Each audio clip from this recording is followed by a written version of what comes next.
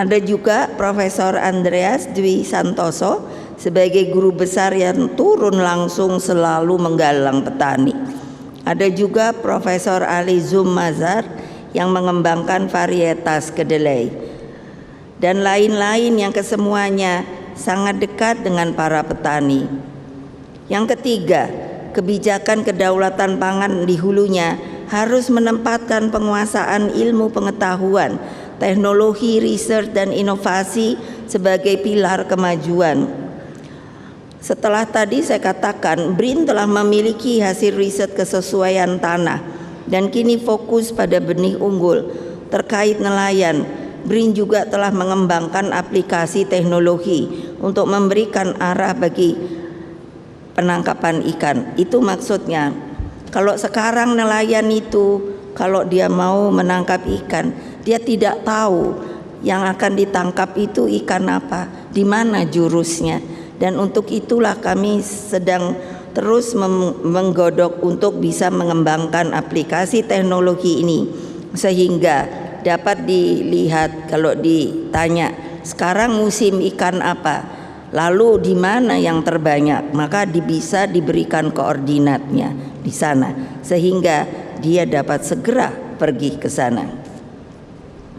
Di dalam stand pameran ini di belakang tadi Bapak sudah sekilas melihat pameran, juga bisa dilihat teknologi hujan buatan dengan drone karya anak bangsa dan juga pengolahan sorghum. PDI Perjuangan selalu meyakini bahwa para peneliti kita sebenarnya hebat-hebat, tetapi belum digunakan, belum didaya gunakan itu dengan maksimal. Hanya harus dibangunkan idenya, daya imajinasinya, kreativitasnya, dan yang terutama adalah semangat juangnya agar hasil riset dan inovasi dapat dimanfaatkan secara nyata bagi kepentingan rakyat. Dalam cara pandang ini, saya selalu menyebut para peneliti dimanapun juga termasuk di bidang pangan adalah pahlawan kita masa depan.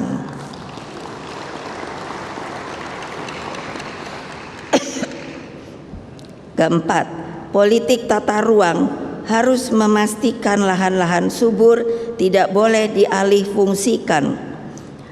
Bapak Presiden, kami telah membuat peta Indonesia untuk tanah-tanah yang subur. Di tempat ini saya ingin meminta sedikit supaya di dalam peraturannya tanah-tanah subur sudah tidak boleh dikonversi, Bapak Presiden. Karena jangan lupa kita ini negara kelautan terbesar di dunia. Koridor pembangunan nasional ke depan harus dimulai dari laut dengan mengedepankan cara pandang geopolitik Bung Karno. Koridor strategis ini ditopang oleh perguruan tinggi di setiap wilayah dengan memanfaatkan geostrategi dan geoekonomi terintegrasi dengan jalur perdagangan dunia. Dalam perspektif ini, alur laut kepulauan Indonesia yang disingkat ALKI harus menjadi jalur pembangunan koridor strategis dari laut sehingga tidak lagi mengorbankan hutan dan lahan-lahan pertanian di daratan. Dan ini juga ada permintaan kami, saya sebagai Ketua Umum Partai. Sekarang saya dengar sudah akan berjalan yang namanya CO2 trade. Saya karena di BRIN, jadi saya melihat Bapak ada sebuah kemungkinan sebenarnya dalam negosiasinya. Karena kalau saya lihat hanya orang akan membayar dengan tumbuhan katakan itu 1 meter jumlahnya mungkin 1000. Padahal Bapak Presiden itu harus dilihat efektivitas bahwa yang namanya pohon-pohon besar yang umurnya bisa ratusan tahun dan berdaun kecil itu lebih efektif untuk menyimpan CO2 dan mengeluarkan oksigen. Apa artinya?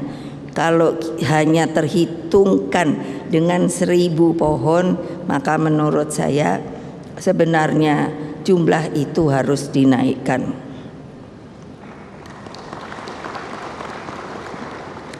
Kok tidak ada yang tepuk tangan meriah?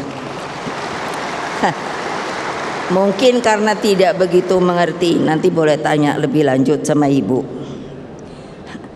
Karena ibu saja ini sekarang ini bukan batuk pilek, ini alergi debu dan keadaan polusi yang seperti itu. Kelima, kebijakan fiskal melalui instrumen pajak dan tarif. Kebijakan ini wajib diterapkan dalam masa transisi ketika bangsa Indonesia sedang berjuang dan bergumul menempuh jalan untuk berdiri di atas kaki sendiri. Instrumen tarif ini diterapkan secara kompetitif guna memberikan stimulus bagi riset inovasi dan peningkatan produksi nasional. Ini pun mengapa saya berpikir, dan mungkin saya juga minta tolong lagi sama Bapak Presiden. Saya mendapatkan informasi dan itu tolong diperhatikan, dilihat bahwa bea masuk impor gandum itu 0%. Saya bukannya anti gandum, saya juga senang hamburger, mie. Namun mengingat gandum tadi telah saya terangkan tidak bisa ditanam di sini guna mengurangi ketergantungannya. Bukankah kita memiliki 10 sumber pangan lainnya, yaitu hanjali, jagung, pisang, porang, sagu, singkong, sorghum, sukun, talas, dan ubi jalar yang tentunya kalau diolah dan di backup oleh Badan Riset Inovasi Nasional kita ini bisa mensubstitusi gandum. Sekiranya bea masuk bisa diterapkan dalam masa transisi, maka dana yang ada bisa dipergunakan juga untuk menambah biaya riset terhadap produk substitusi gandum. Setuju apa enggak toh? Tuh Bapak Presiden dengarkan. Coba tong lebih keras. Loh, karena ini untuk masalah perut kalian loh. Keenam, penggunaan teknologi terapan baik untuk benih unggul, on farm, off farm, termasuk mekanisasi pertanian harus dikedepankan. Pada saat bersamaan dilakukan pendampingan terhadap petani untuk menggunakan teknologi terapan dengan harga murah, sehingga kelompok petani akan melek teknologi oleh campur tangan negara. Bayangkan jika peralatan mekanisasi pertanian seperti traktor, mesin untuk menanam dan panen, mesin pengering, gabah dan lain-lain bisa dibuat massal untuk petani dan harganya murah, pasti mereka akan ingin untuk membeli hal tersebut. Maka akan sangat membantu peningkatan produksi pangan. Ketujuh, pembangunan infrastruktur pertanian, sarana produksi pertanian, dan penyediaan pupuk berbasis green farming dilakukan secara terintegrasi dan berkelanjutan dan murah harganya.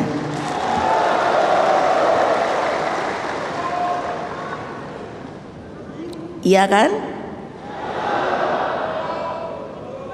Iya kan? Iya kan? Sip.